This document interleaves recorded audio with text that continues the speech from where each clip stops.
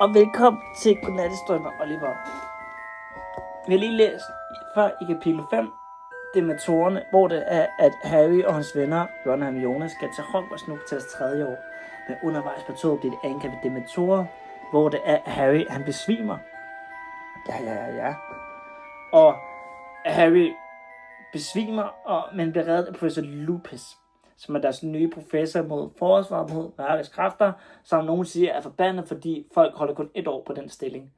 Men så kom de på Hogwarts, og der er så ligesom de bliver instrueret professor Lupus med forsvar mod mørkets kræfter, at det på Hogwarts igen. Og skolen er omsværmet af dementorer, og det kan Dumbledore sgu ikke lide. Det burde så ikke om, men der er en overraskelse. For Hagrid er nemlig nu blevet professor imod mørket. Nemlig mod dyr. Hagrid, som ikke er uddannet troldmand, er nu endelig blevet professor i vilde dyr. Det er godt nok spændende. Så næste er videre på kapitel 6. Spådomme og hippogriffer. Da Harry, Ron og Hermione trådte ind i storsalen til morgenbordet, var det første, vi fik øje på Draco Malfoy i færd med at underholde en flok elever fra Slytherin med en umådelig morsom historie, i det de passerede dem. Gjorde Malfoy en lærlig efterligning af et besvimelsesanfald, der fik alle til at brøle af latter. Lad som ingenting, sagde Hermione, der var lige bag Harry. Ignorer ham. Det er ikke meningen. Det er ikke meningen værd at hisse op.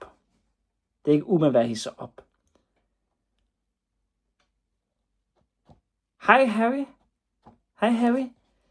Hej Harry. Hylede Pansy Parkinson. Parkinson! Pansy Parkinson! Hun har trusser sygdom. Ligesom hun har Pansy trusser. Parkinson, ligesom sygdom. Damn, J.K. Rowling, hun er edgy for det navn der, mand. En Slytherin-pige med et ansigt som en skovtrold. Potter, dementorerne kommer, Potter. Harry lod sig dumme ned på en stol ved Gryffindor-bordet.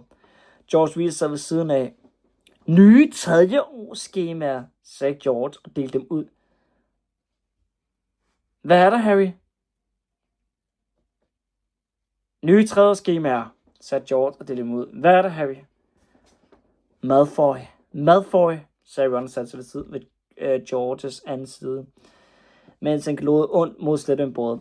George kiggede op og nåede lige at få glemt af Malfoy, der igen tog succes med at lade sig om, han besvimede af rædsel. Den lille nar, sagde han uforstyrreligt.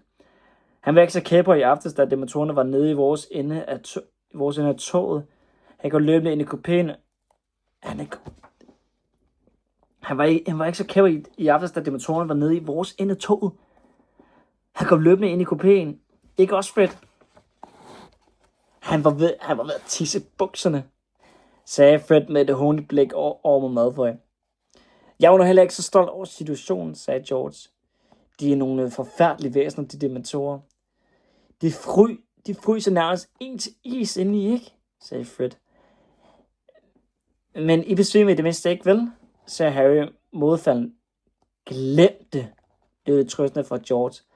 Far var engang nødt til at tage ud til Azkaban. Kan du huske det, Fred? Og han sagde, at det var værste, han nogensinde havde besøgt. Han var helt svag og rystede, da han kom tilbage.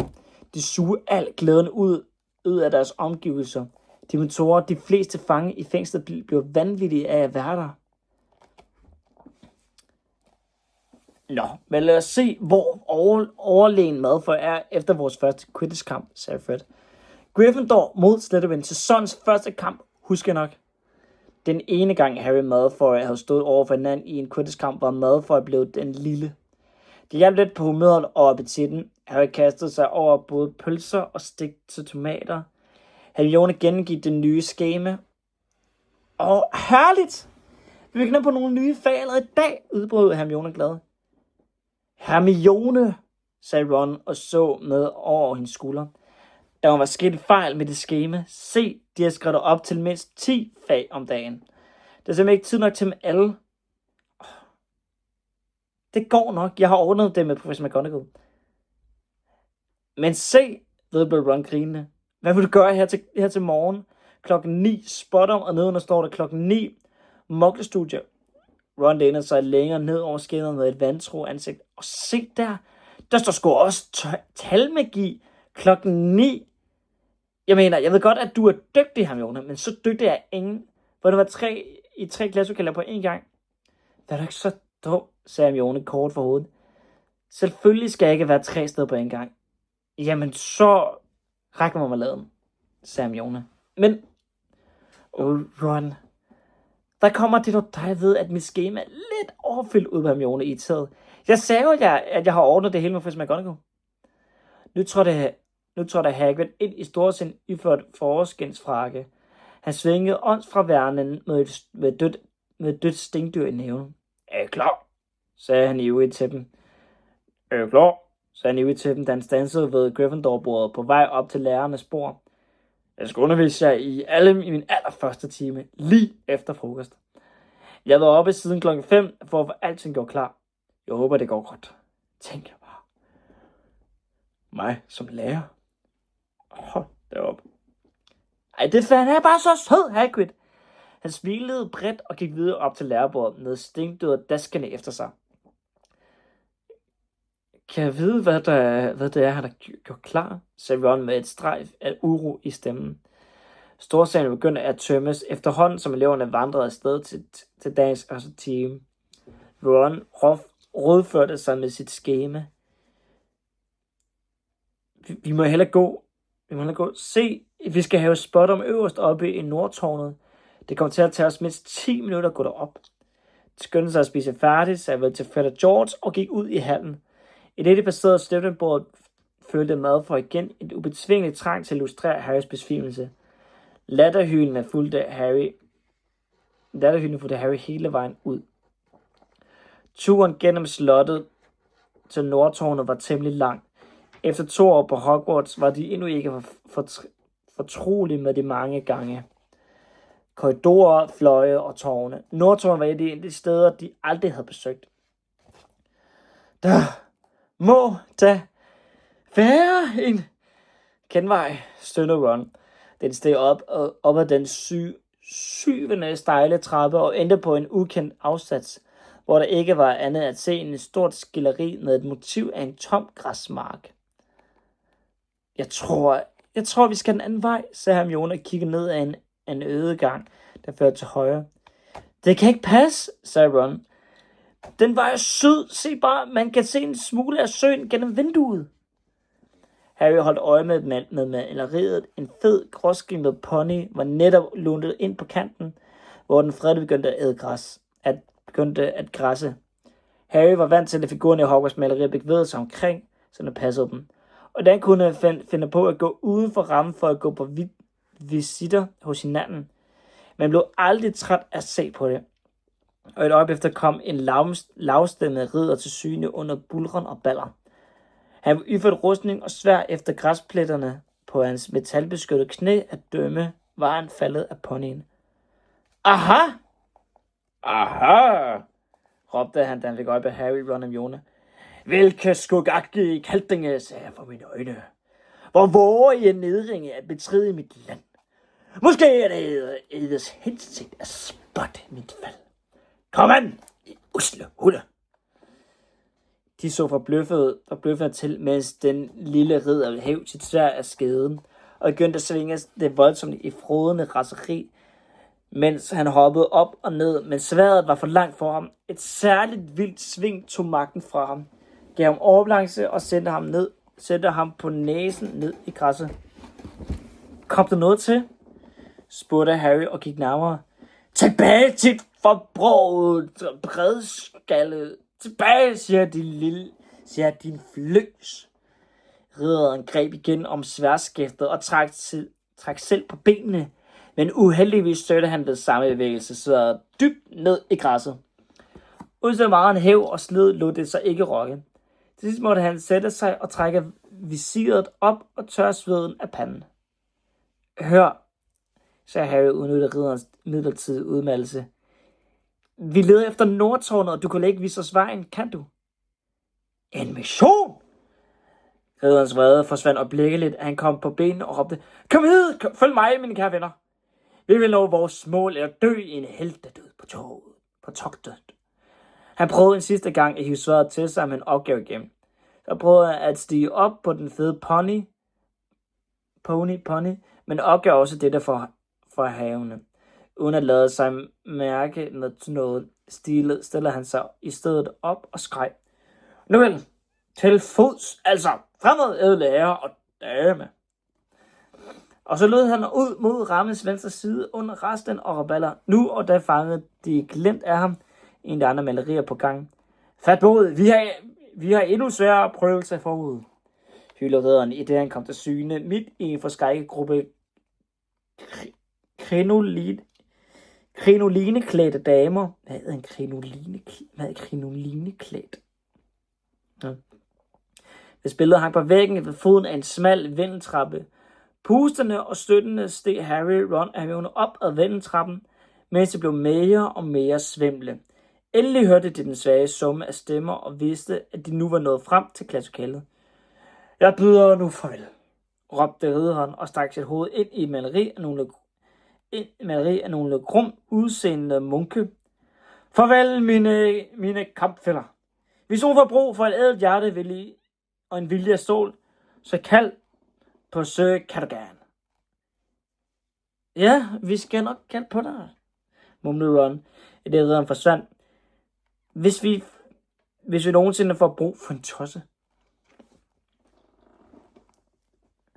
De gik op ad de sidste par trin og befandt sig på en lille afsats, hvor resten af klassen allerede stod samlet. Der var ingen døre på den ene etage, men Ron puffede til Harry og pegede op mod loftet, hvor der var en rund luge med et messingskilt fastgjort. Sebatorioni spådomslærer, læste Harry. Hvordan skal vi da komme igennem den luge? Så svar på hans spørgsmål blev lugen åbnet, hvorefter en sølvskinnende stige foldede sig ud foran Harry. Alle holdt op med at snakke. Efter dig, sagde Ron med grin, og så måtte Harry op den første. Han trådte op i den besynderlige klasselokale, han trådte op i det besynderligste klasselokale, han nogensinde havde set. Det ligner faktisk ikke et klasselokale, men minder mest om en blanding af et gammelt pultekammer og en gammeldags te-salon. Der stod mindst 20 små runde borde herinde, og rundt om dem alle stod der lænestole med betræk af chintz, C-H-I-N-T-Z, chintz, altså bare sådan, og små polstrede puffer. Det hele var oplyst af et svagt rødt lys. Gardinerne var trukket for hver eneste vindue, og de mange lampetter var draperet med mørkerøde tørklæder. Her var kvælende varmt, og ilden, der brændte i pejsen, fik tung, varm aroma til at sprede sig i rummet fra den store kobberkedel, hvis indhold kogte og boblede. Hylderne, der løb hele vejen rundt langs de buede vægge, var fyldt op med gamle, støvede fjer. Lysestumper, utallige sæt laserede spillerkort og en mængde krystalkugler og en stor samling tekopper. Ron dukkede op og stillede sig ved siden af Harry, mens resten af klassen fulgte efter op ad stigen. De led sig tæt sammen og hviskede indbyrdes. Hvor er hun? Et stemme lød inde fra skyggerne, en blød stemme. Velkommen, sagde den. Og dejligt. Endelig at få lov til at møde jer i den fysiske verden. Harrys umiddelbare indtryk af Professor Trelawney fik ham til at tænke på et stort, glindrende insekt. Professor Trelawney begyndte at bevæge sig ind i lyset fra pejsen, og de kunne se, at hun var meget tynd. De tykke brilleglas forstørrede øjnene til det enorme, og hun havde draperet et florlet mønstret sjal samt talrige perlekæder omkring sin lange, magre hals, mens håndledene og fingrene var smykket med tunge armbånd og overdåede ringe. Sæt jer bare. Sæt jer ned. Sæt jer. Hej, sæt jer børn. Sæt jer. Hun skal være stille hende her. Hvis man kender Stine, så bliver det en af Stine. Jeg prøver at lave simpelthen noget Stine. Og fordi det med kajtede bevægelser tog plads. Harry, Ron og Hermione satte sig omkring samme runde bord. Velkommen til Spotter, sagde professor Trelawney, der selv har taget plads i et øreklapstol nær pejsen. Mit navn er professor Trelawney, og I har endnu ikke set mig før. Jeg føler, at det slører mit indre syn, hvis alt for ofte træder ud i skolens travle hverdagsliv. Ingen havde kommentar til denne usædvanlige betragtning. Professor Trelawney rettede lidt på sit sjæl og fortsatte. I har så valgt at studere Spotter, den allersværeste magiske disciplin. Men jeg må advare jer, den der ikke i forvejen besidder synet, kan I kun stille meget lidt op med. Bøger fører ikke langt inden for dette læringsfelt. Harry og Ron kastede uvilkårligt et blik på Hermione ved denne besked. Hun så helt forskrækket ud ved tanken om, at bøger ikke ville hjælpe hende i Spottom. Mange yderst kompetencehekse og troldmænd er ude af stand til at trænge igennem fremtidens mange slør, hvor dygtige de end er på andre områder, der kræver talenter i højere brag. Frembringelse af ulækre lugte eller pludselig forsvindingsnumre, vedblev professor Trelawney og så rundt på den nervøse forsamling med sine store øjne. Det er en gave. Det er en gave. Det er en gave, der kun skænges af de få. Du der, dreng, sagde hun pludselig til Neville, da han næsten faldt ned for sin puff. Har din bedstemor det godt? Det tror jeg, sagde Neville siddende. Det vil jeg ikke være sikker på, hvis jeg var dig, min ven. Det vil jeg ikke være sikker på, hvis jeg var dig, min ven. Sagde professor Trelawney med skæret for... Det er slet ikke Stine, det her. Hold op, det er slet ikke Stine, det her. Sagde professor Trelawney med skæret for ilden glinderne i en af de lange smaragd øreringe. Neville sank en klump, mens professor Trelawney afstod på fortsætte. I år vil vi gennemgå de basale spådomsmetoder. Første semester ville det være herligt læsning af tebladet, hvorefter vi går videre med kiromanti, håndlæsning, for resten, min ven, hun så over på Pavida Patil, være på vagt over for en rødhåret mand. Pavada kiggede forskrækket på Ron, der sad lige bag hende. Hun skyndte sig at skubbe sin stol lidt længere bort fra ham. I forårssemesteret skal vi beskæftige os med krystalkuglen, hvis vi altså når at blive færdige med ildevarslene. Desværre vil timerne i februar blive aflyst på grund af en slem influenzaepidemi. Jeg vil ikke miste stemmen. Og ved påsketid vil en af jer forlade os for evigt. What the hell? En meget tungt stillhed fulgte den sidste udtalelse, men professor Trelawney lod ikke til at bemærke det. Kunne du være så sød, min ven, sagde hun til Lavender Brown. Et række med den største sølvtekande. Lavender så ud til at være lette over, at det ikke var andet. Hun rejste sig og hentede en enorm tekande fra hylden. Hun gik hen og satte den på bordet foran professor Trelawney. Tak, ven. For resten det, som du frygter, vil ske fredag den 16. oktober. Lavender skildrede. Nu skildrede, hvorfor er hun bare fed? Hun er jo bare cool. Hun bare... Jeg er godt at have en sævne, mand. Nu skal jeg op i parvis. Hent en tekop fra hylden og kom over til mig, så kan jeg fylde dem. Bagefter sætter jeg roligt ned og drikker det, indtil der kun er nogle få dråber te samt tebladet tilbage i bunden. Slyng indholdet rundt i bunden 3 gange med jeres venstre hånd. Sæt koppen med bunden i vejret på underkoppen og vent til at alt væden er løbet fra bladene. Der gerne skulle blive hængende, derefter skal I give koppen til jeres partner, så nu kan begynde en læsning. I vil tolke mønstre efter teksten på side 5 og 6. I afslører fremtiden. Jeg vil rundt mellem jer for at hjælpe og vejlede. Du, min ven. Hun tog Neville i armen, i det han skulle til at rejse sig. Når du har slået den første kop i stykker, vil du nok være så venlig vil du nok være så venlig at vælge dig en ny fra det blåblomstrede stel. Jeg holdt så meget lyserøde. Hun er bare fed. Hun er så cool. Og ganske rigtigt, Neville var knap nået derhen til hylden med tekopper, før man hørte lyden af en knust porcelæn. Professor Trelawney strøg ned til ham med kost og fejebakke. Hun sagde, en af de blåblomster, min ven. Så er det sød. Tak skal du have. Da Harry og Ron havde... Hun er bare så peaceful, fordi hun ved, hvad der kommer til at ske. Altså hun er bare sådan, ja. Hun er bare sådan en acceptering over for alting. Damn. Tak skal du have. Da Harry og Ron havde fået fyldt hver sin tekop, gik tilbage til bordet, hvor de prøvede at drikke den skålede te så hurtigt som muligt. Det slyngede de sidste få dråber rundt sammen med tebladene, præcis som Trelawney havde sagt. Så de bundt i vejret på kopperne og byttede.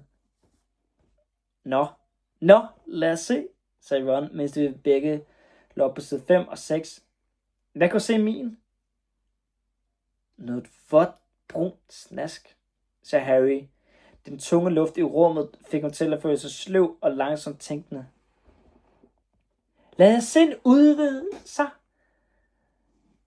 udvide sig, kære venner, og lad os øjne se ud over det materielle, råbte professor Trelawney gennem dunkelheden. Harry forsøgte at tage sig sammen. Tja, du har et underligt skævt kors. Han rådførte sig med at afsløre fremtiden, hvilket betyder, at du vil møde prøvelser og lidelse. Det må du altså undskylde, men der er også en klat, der ligner solen. Og det betyder stor lykke. Så kommer der så til at lide, men vil også blive meget lykkelig. Spændende.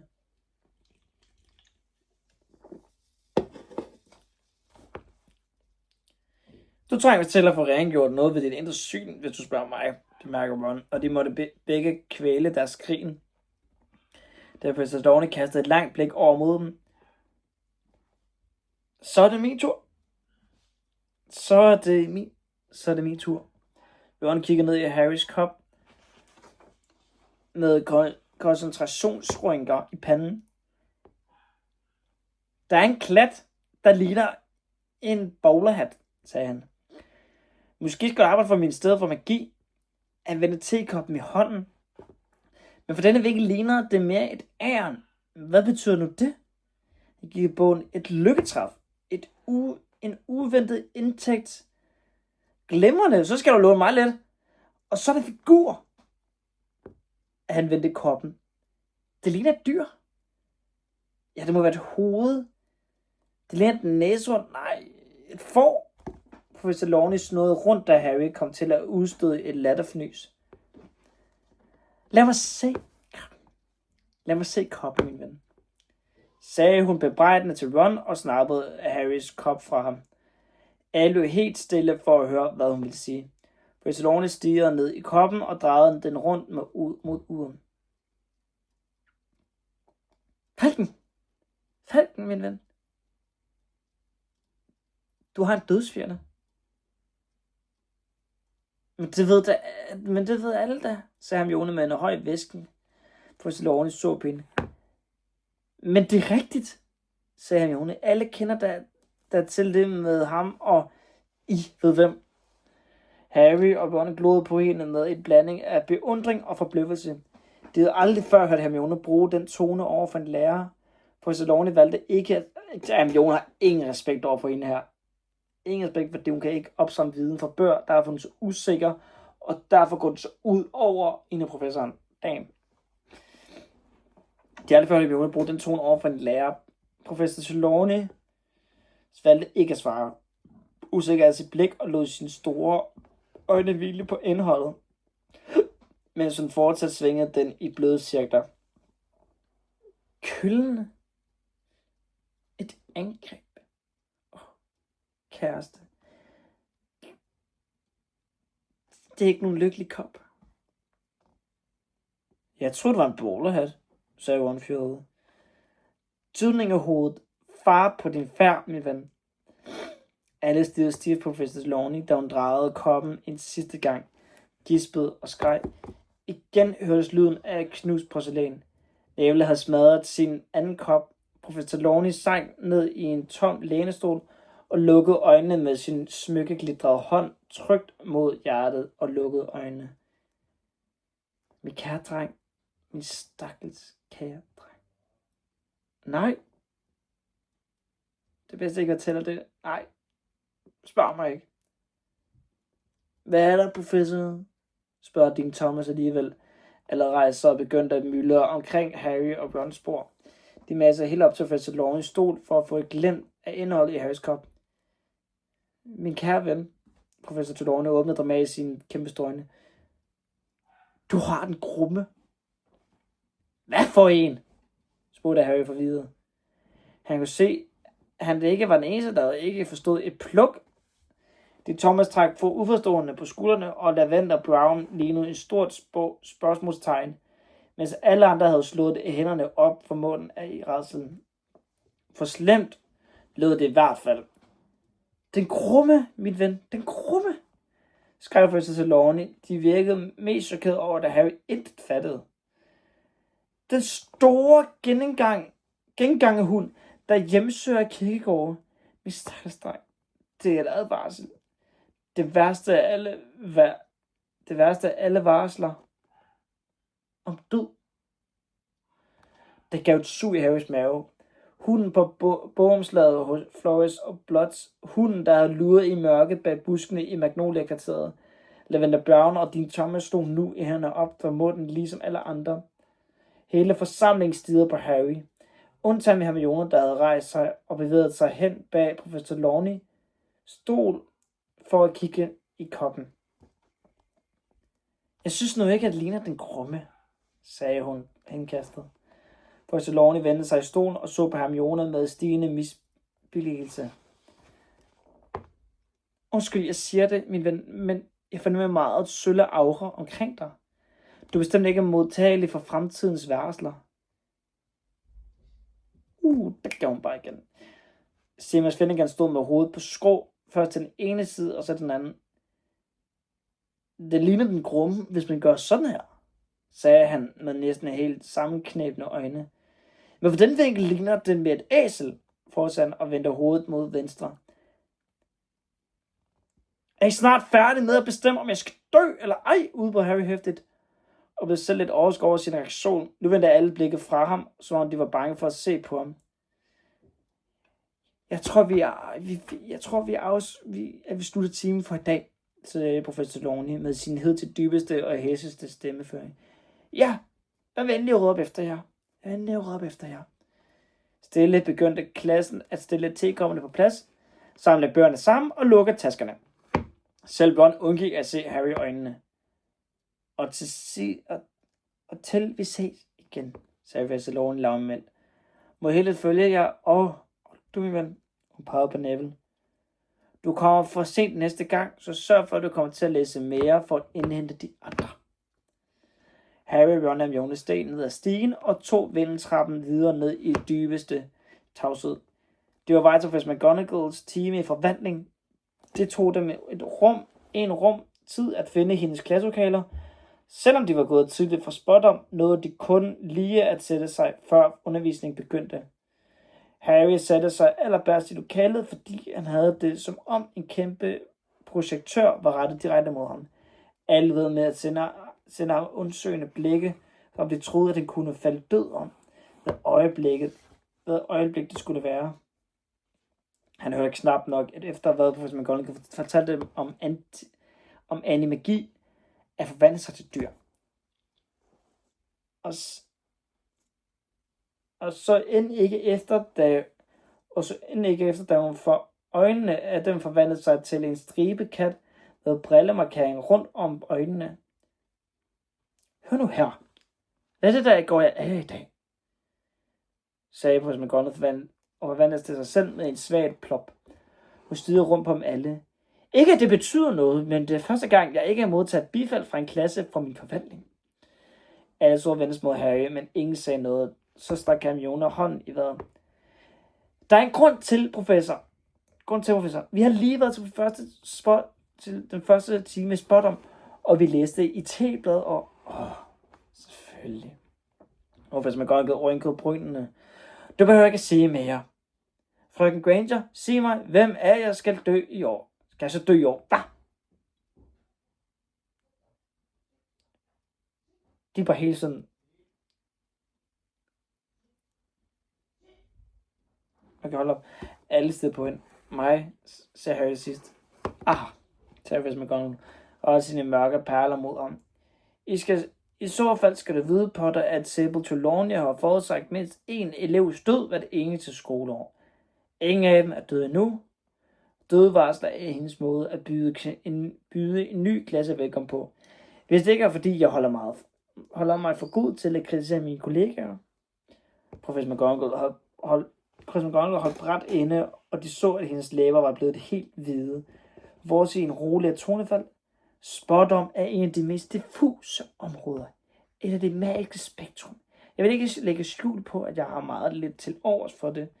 Sande seere er uhyre sjældne, og Professor Trelawney, hun har holdt atter inde og fortsætte i et mere henkastet tonefald.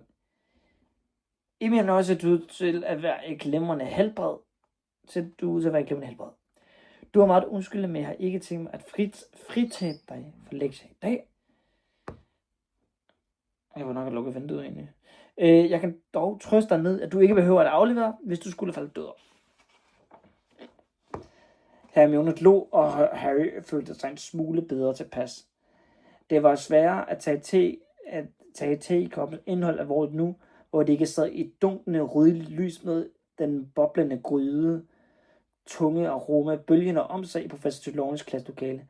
Men ikke alle var blevet overbevist om, at der ingen fare var på færde. Ron så stadig bekymret ud, og Lavender viskede. Men hvad med Nevils kop? Da vandstimer var overstået, fulgte de flokken, der dundrede mod storsalen og frokostbordet. Op med hovedet, Ron, sagde Hermione og puffede en terrin med gulasch hen foran ham. Du hørte jo, hvad professor McGonagall sagde. Ron skovlede gulasch over på sin tallerken og tog sin gaffel i hånden, men begyndte endnu ikke at spise. Harry, sagde han lavmældt og alvorligt. Du har ikke set en stor sort hund nogen sted, vel? Jo, jeg har, sagde Harry. Jeg fik øje på det samme aften, som jeg stak af fra ligustervænget. Ron tabte sin gaffel med en klirren. Sikkert bare en strejfer, sagde Hermione forstyrreligt. Ron så på hende, som hun var fuldkommen idiot.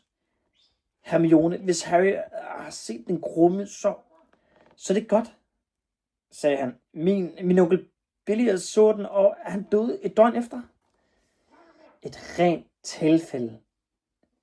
tilfælde, mente Hermione overlænt og skænkede sig et glas græskarjuice. Du er slet ikke, hvad du taler om. Ron var begyndt at blive vred på hende. Den grumme skræmmer jo livet af de fleste troldmænd.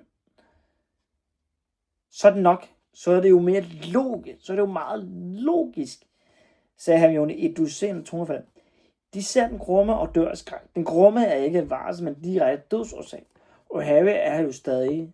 Det er selvfølgelig, fordi han er fornuftig nok til ikke at tænke, nej, nu har jeg set den grumme, og derfor må jeg hellere stille træskoene. Ron skar en grimasse af Hermione og mumlede et eller andet uhørligt. Hermione ignorerede ham og åbnede sin taske for at finde sin nye talmagibog. Med fat i den, åbnede den og lænede den op mod juicekanden. Jeg synes, at spådom er det samme som at tale med uld i munden, sagde hun, og bladrede efter den ræse side. En masse gætværk, hvis I spørger mig. Der er ikke noget ulden ved den grummes varsel i den kop, udbød Ron hissigt. Ikke det?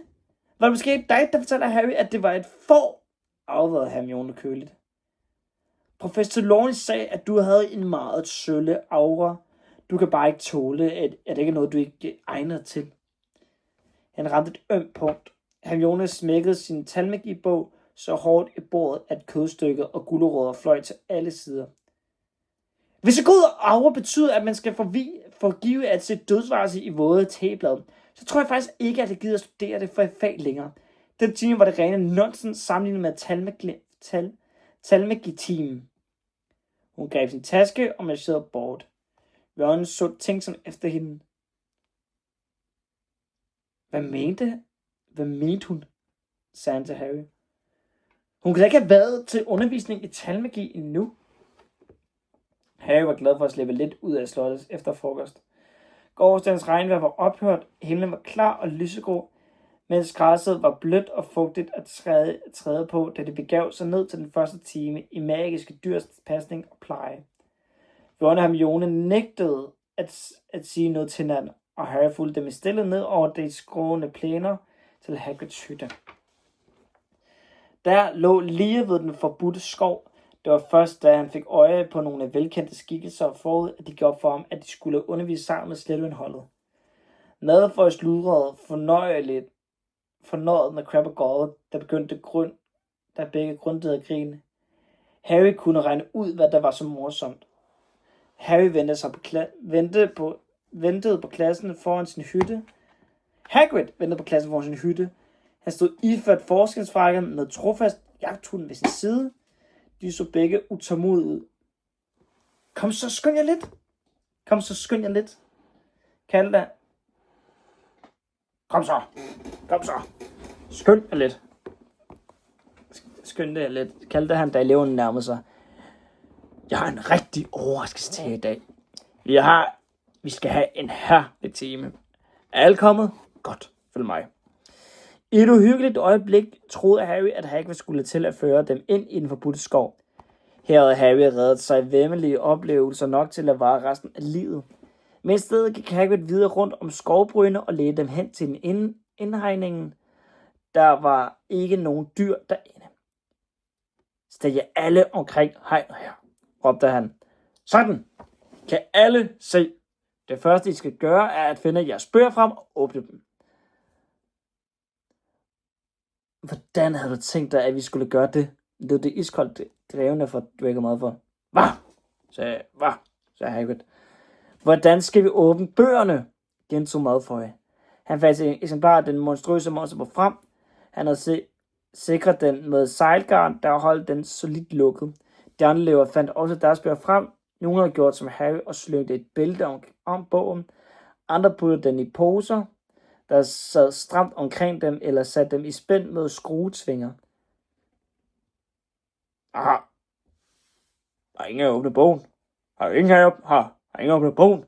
Spurgte Harry himmelfalden. Hele klassen rystede på hovedet. I skal jo bare af dem, udbrød Hagrid, så det var mest logiske i verden. Se nu her. Han greb Hermiones eksemplar, flåede trylletappen af den. Bogen forsøgte at bide, men Hagrid lod sin kæmpe pegefinger glide ned over dens ryg. Bogen sitrede et øjeblik, hvorefter den roligt åbnede sig og lå pænt stille i hans hånd. Hvor har vi dog været dumme, snarede Malfoy. Vi skal bare strøde den langs ryggen. Hvorfor kunne vi gætte os til det? Jeg synes jo bare, at det var sjovt, sagde Hagrid usikker til Hermione. Ja, enormt skægget, lød det hånligt for Malfoy. Det er da virkelig vittigt af dig at stikke og spørge dig i stand til at bide en hånd af. Klap i, Malfoy, sagde Harry lavmældt. Klap i, Malfoy, sagde Harry lavmældt. Harry så helt modfalden ud, og Harry ville gerne have første time blev en succes. Nå, men sagde Hagrid, der havde helt tabt tråden. Nu har I åbnet bøgerne, og så mangler vi bare nogle magiske dyr. Ja, vi gør så. Jeg smutter over og henter dem øjeblik. Han trampede afsted ind mod skoven og forsvandt. Hold da op, hvor det går ned ad bakke med den skole, sagde Malfoy højrystet. Tænk, at det store drog skal undervise os. Min far får et anfald, når han fortæller det. Klap i, Malfoy. Pas du på, Potter. Der står en dementor bag dig. Hylede Lavender Brown og pegede over mod indhegningens fjerne ende. Travende mod dem kom en flok af de mest løjerlige væsener, Harry nogensinde havde set. Der var mindst 20 af dem. De havde bagben og hale som en hest, mens forbenene, vingerne og hovederne lignede kæmpemæssige ørne med drabelige stålfarvede næb og store glimrende orangefarvede øjne. Hvad er der 20 af dem i bogen? Men kun ind i filmen. Damn. Kløerne på deres forben var mindst 5 tommer lange og så livsfarlige ud. Hver af bæsterne var tøjet i et solidt læderhalsbånd med en kæde, som Harry holdt i et fast greb, en dyrene lundte efter sig. Kom så, Dasse, brølede han og rystede kæderne for at få væsenerne trukket helt op til hegnet. Hvor hele klassen stod og stirrede, de trådte alle et skridt tilbage, da Hagrid tøjrede dem til hegnets stolper. Hippogriffer, råbte Hagrid glad, slog ud med hånden. Er det ikke flot, hva'? Harry kunne egentlig godt se, hvad Hagrid mente. Når han var kommet sig over de første chok ved at se så besynderlige væsener, hvordan man beundrer hippogriffernes blanke fjerdragt med den næsten umærkelige overgang til skinnende hestehår. Hvert eneste var forskellige fra de andre. Der var alle nuancer fra mørkegrå, bronze, gylden, fugtsrød, dyb nødebrun til blæksort. Nå, sagde Hagrid, og gnædende med sin smilede. Hvis I lige træder os nærmere. Igen, ingen bevægede sig. Harry, Ron og Hermione tog sig sammen og gik tøvende hen til hegnet. Altså, det første, man skal være opmærksom på, når man omgås hippogriffer, er, at de er stolte væsener, sagde Hagrid. De tager let anstød sådan nogle størrelser. I må aldrig nogensinde fornærme dem, for det kan få meget voldsomme følger. Malfoy og Crabbe og Goyle lyttede ikke efter. De stod og viskede sammen. Selvfølgelig gør det. Harry havde stærkt på fornemmelsen, at de lagde planer om at ødelægge team. I skal altid vende til hippogriffen til initiativet, fortsatte Hagrid. Det er nemlig høfligt, forstår jeg. I går hen til ham, og så bukker I og afventer, hvis han bor igen, kan jeg få lov til at røre ham. Hvis han ikke bor igen, skal I se at komme af vejen i en ruf. For de klør ikke til at spøge med. Nå, hvem vil prøve først? De fleste løber bakket endnu et skridt som svar. Selv Harry, Ron og Hermione havde bange anelser. Hippogrifferne gjorde hissige kast med deres ærefrygtindgydende hoveder og strækte restløst vingerne. De brød sig vist ikke om at blive tøjet med på den måde. Er der ingen, der vil? Gentog Hagrid bønfaldende. Jeg skal nok, sagde Harry. Der lød gips bag ham. Både Lavender og Parvati fiskede. Nej, husk din teblade. Harry lå som om han ikke hørte den. Han kravlede over hegnet. Frisk fyr, Harry. Altså, lad os se, hvordan du kommer overens med stormen her. Han løsnede en af kæderne og trak en grå hippogriff bort fra sine fælder. Læderhalsbåndet blev også fjernet. Klassekammeraterne på en anden side af hegnet holdt vejret. Hvad for så ondt ud med sammenknæbne øjne. Rolig, Harry, sagde Hagrid lavmældt. Du skal bevare øjenkontakten med dem. Men lad være med at blinke. I vil glemme at blive utrygge ved dig, hvis du blinker for meget med øjnene. Harrys øjne begyndte omgående at løbe i vand, men han blinkede ikke. Stormvind drejede sit store hoved til den ene side og sendte Harry et gennemborende blik fra et af sine vilde orange øjne. Godt, Harry, sagde Hagrid. Sådan skal det være. Buk for den. Harry brød sig ikke om at skulle blotte nakken for Stormvind, men han gjorde, som han fik besked på. Han bukkede hurtigt og så atter op.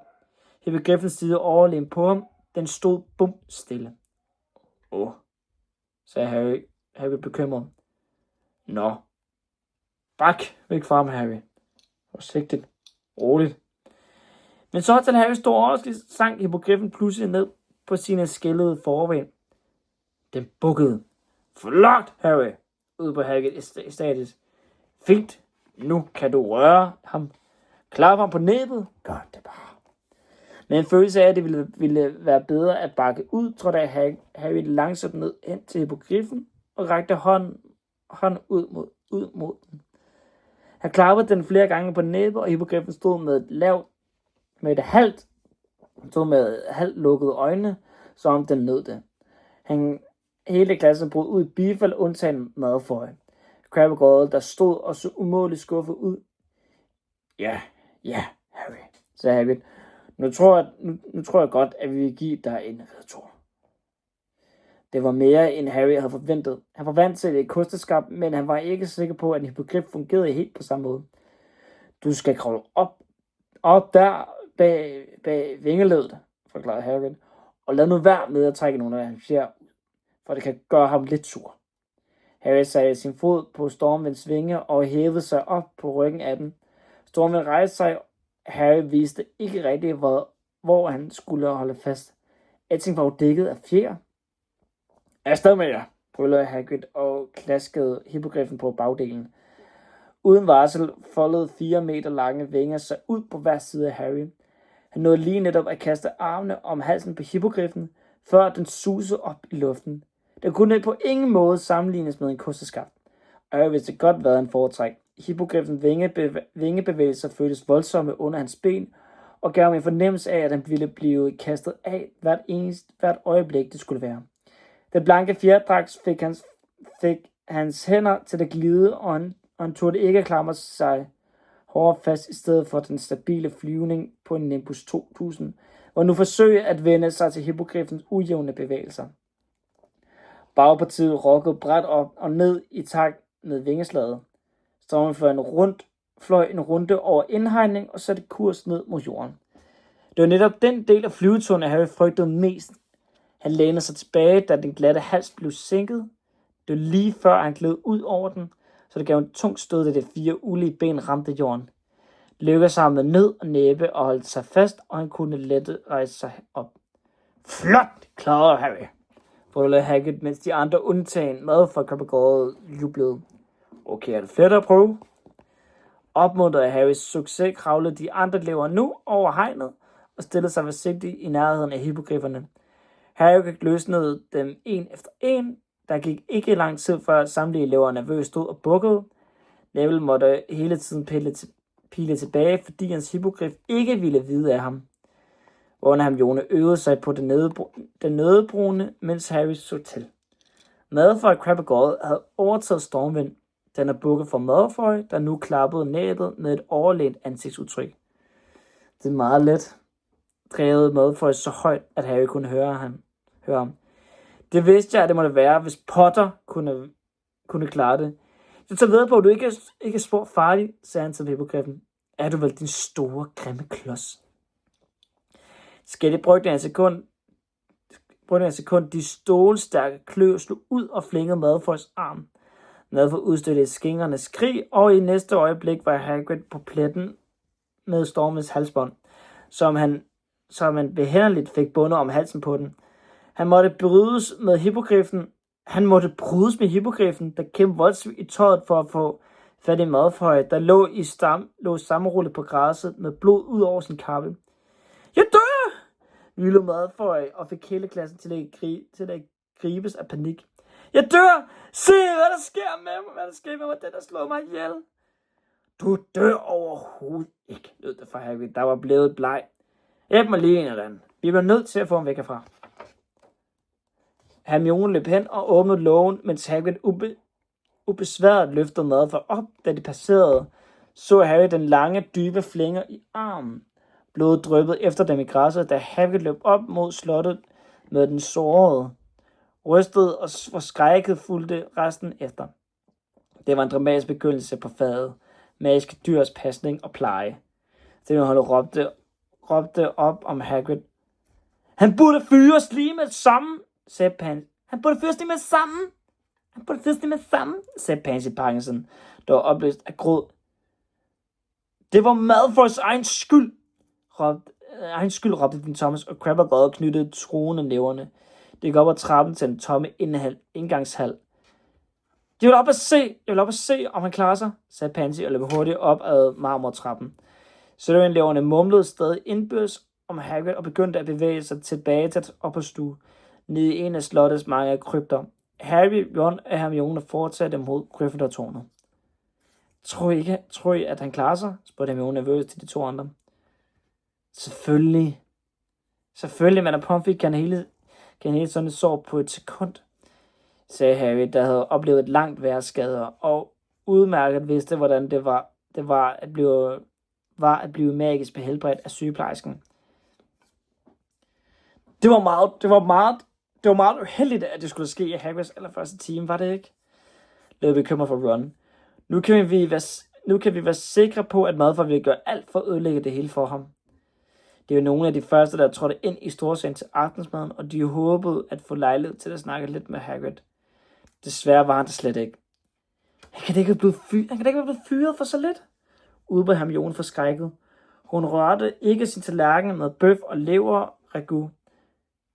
Det tror jeg ikke, at bestyrelsen slipper godt fra, sagde Ron, der heller ikke havde nogen appetit.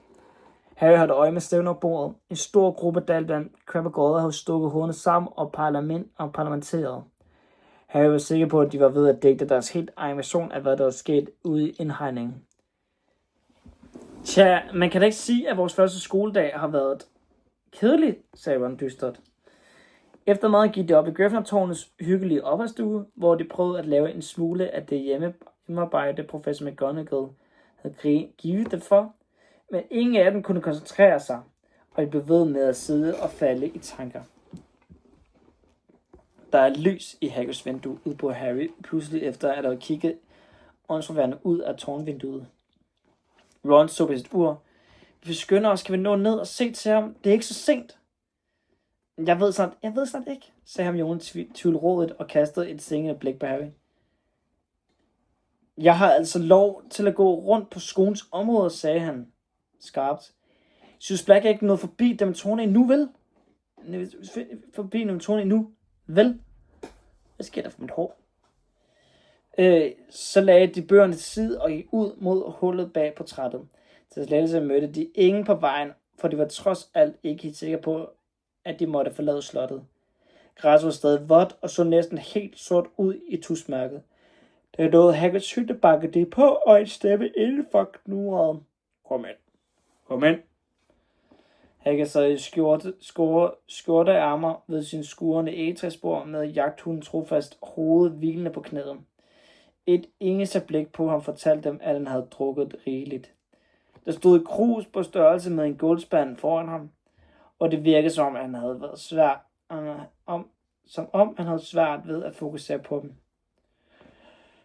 Jeg var en ny rekord, sagde han grådet, da han genkendte dem.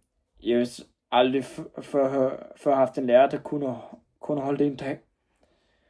Du er da ikke blevet fyret, Hagrid, gispede Hermione. Ikke nu, sagde Hagrid ulykkeligt og tog sig en slurk af hvad der end var i kruset. Men kun spørgsmål tid efter det med Malfoy. Hvordan har han det? Spurgte Ron, i det de alle tre satte sig ned. Det ikke alvorligt, var det? Madame Pomfrey ordnede ham, og så godt hun kunne, sagde han trist. Men han siger, at det gør stadig frygtelig ondt. Dækket af bandager, stønnende og jammerne. Han bluffer, sagde Harry omgående. Madame Pomfrey kan helbrede alt. Hun gengroede mine knogler sidste år. Der er vist ingen tvivl om, at Malfoy udnyttede sit sår til sidste bloddråbe. Og skolens bestyrelse er blevet underrettet, sagde Hagrid og lød fuldkommen knust. Jeg siger, at jeg lagde for hårdt ud. Jeg skulle gennem Hyggeven til senere, taget blævre orme ind i stedet eller noget lignende. Jeg synes jo bare, at det ville være blevet en god dag og spændende begyndelse med hippogriffer. Det er altså min skyld. Det er Malfoys skyld, Hagrid. Det er Malfoys skyld, Hagrid, sagde Hermione med eftertryk. Vi var vidner, sagde Harry. Du sagde jo, at hippogrifferne angriber, når man fornærmer dem. Det var Malfoys egen skyld, han ikke hørte efter. Vi skal nok fortælle Dumbledore, hvad der foregik. Ja. Tag det ikke så tungt. Ja, tag det ikke så tungt, Hagrid. Vi skal nok bakke dig op, forsikrede Ron. Tårnet begyndte at samle sig i Hagrids øjenkroge.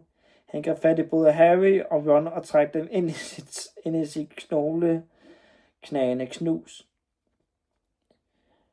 Jeg tror, at du har fået det nok at drikke, Hagrid, sagde Hermione bestemt. Hun tog kruser og båd og gik hen for at smide indholdet ud. Tja, hun har sikkert ret, sagde Hagrid og slap Harry og Ron, der værklede baglæns, og man gik efter, som der var brækket ribben. Hagrid kom på benene og fulgte usikkert efter Hermione, da han var ude af døren. Hørtes et ordentligt plask. En plask. Hvad laver han? Spurgte Harry nervøst, i det Hermione kom tilbage med det tomme krus. Han har sikkert stukket hovedet i vandtønden, sagde Hermione og stillede krus på plads.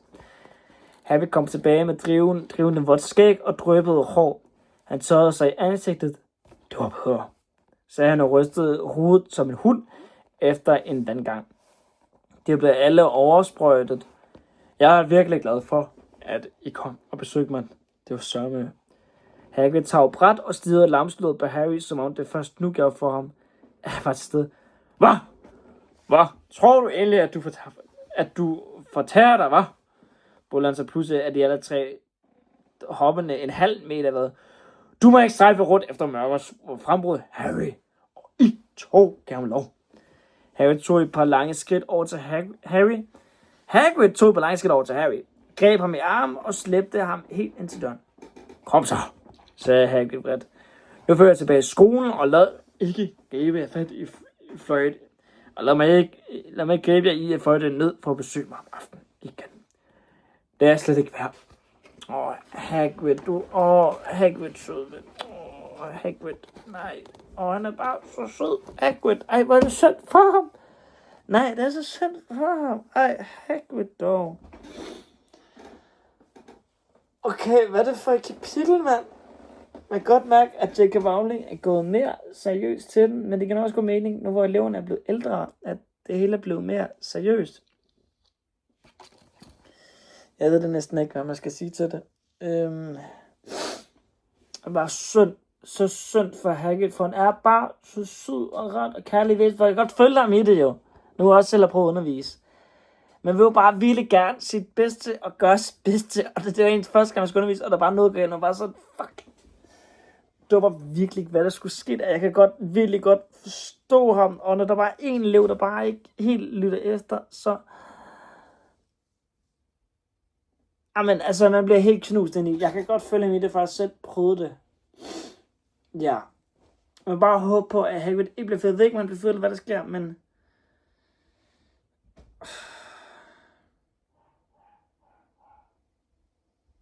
Ja. Så der vil stå om død og alt muligt i timen i dag. Og så kommer McGonagall og afslår det hele, og så skal det med Hagrid. For det er bare så fucking så... Draco Malfoy, den lille gnom, mand. Han er bare rotte, han er, mand. Øj. Men han er bare så dybt usikker. Draco er bare så usikker. Et usikkert menneske. Og derfor gør han alle de dumme ting. Han er også så dybt usikker. Og det kom til udtryk, jo. Men på en rigtig måde. Nå, det er i hvert fald det. Stakkels Hagrid. Håber, du har en bedre dag, end Hagrid har haft. Jeg vil sige godnat, så godt og drøm til det herfra. Hej hej.